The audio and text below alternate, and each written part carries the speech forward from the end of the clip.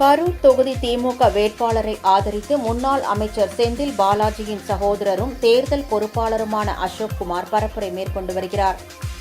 அப்போது பேசிய அவர், செந்தில் பாலாஜி எங்கேயும் செல்லவில்லை எனவும், முன்பு கரூரில் வெற்றி பெற்று கோவையையும் சேர்த்து பார்த்ததைப் போல் இப்போது கோவையில் வெற்றி பெற்று கரூரையும் சேர்த்து பார்க்கப் போகிறார் எனவும் கூறினார். கடந்த 5 ஆண்டுகளில் கரூர் மாவட்டத்திற்கு சுமார் 5500 கோடி ரூபாய் நிதி செந்தில் பாலாஜி பெற்றுத் தந்துள்ளார் எனவும், இதன் மூலம் தமிழ்நாட்டிலேயே அதிக நிதி பெற்ற மாவட்டமாக கரூர் முதலிடத்தில் இருப்பதாகவும் அவர் குறிப்பிட்டார். கோவை, கரூர் ஆகிய இரண்டும் தனது இரு கண்கள் என செந்தில் பாலாஜி கூறியதை சுட்டிக்காட்டி, அப்போது 14 தொகுதி பார்த்த செந்தில் பாலாஜி இப்பவும் 14 தொகுதியை பார்க்கத்தான் போகிறார் எனவும் அவர் தெரிவித்தார். கரூர் தொகுதி வேட்பாளராக நிறுத்தப்பட்டுள்ள தியாகராஜனை பெருவாரியான வாக்குகள் வித்தியாசத்தில் வெற்றி பெற செய்ய வேண்டும் எனவும், நாம் தான் ஜெயிக்கிறோம், நாம் மட்டுமே ஜெயிக்கிறோம் என்று தொண்டர்களை அவர் உற்சாகப்படுத்தினார்.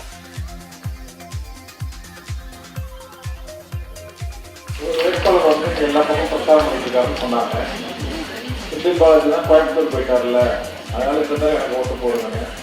செந்தில் பாலாஜி எங்கேயும் செல்லவில்லை. கரூரில் கரூர்ல ஜெயிச்சுன்னா கரூர்லையும் கோயம்புத்தூர்லையும் பார்த்தாரு.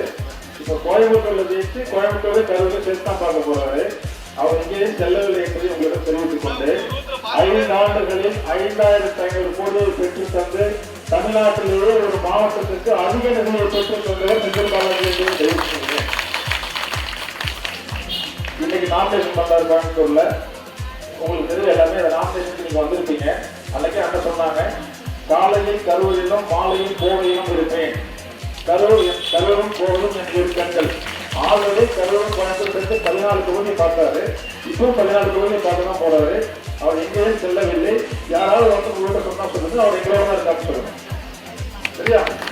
அதனால கொட்டையும் 5000 கோடி நிதியை வாங்கி கரூர் மக்களின் பேரன்பை பெற்று முதியோர் தொகை சின்னத்தில் அண்ணன் தியாகராஜன் அவர்களை வேட்பாளராக நிறுத்தியுள்ளார்கள். அவரை பெருவாரியான வாக்குகள் வித்தியாசத்தில் வாக்களித்து அவரை வெற்றி பெற செய்யுமாறு உங்களை தாழ்மையுடன் கேட்டுக்கொள்கிறேன். நன்றி, வணக்கம். நம்ம தான் இருக்கிறோம், நம்ம மட்டும் தான் பேசலாம்.